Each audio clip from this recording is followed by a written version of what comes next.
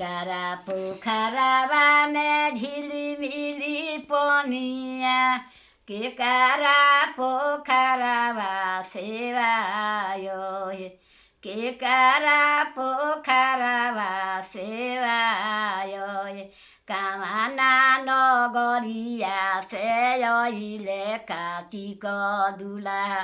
पोखरा में फेंके महाजालो हे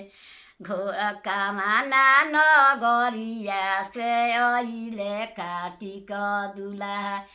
जेमा पोखरा में फेंके महाजालो हे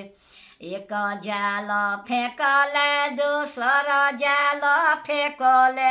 आई गईली कानेया कुआर हे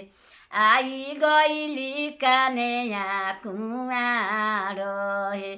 आताना सुरत तुहरा बारे ढुलरुआ काना विधि रहेल कुआर हे काना विधि रहेल कुआर हे पापा जे हमरो जे हरदी के लगनिया भैया हमरो जीरावा के दुकान हे भैया हमरो जीरावा के दुकान हे ओही से रहिले कुआर हे छोड़ी दी है पापा हो हरदी के लदनिया छोड़ी दी है जीरावा के दुकान हे तब हमरो होई है बिया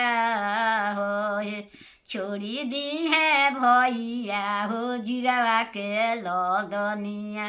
तब होई है हमरो बिया हो हे।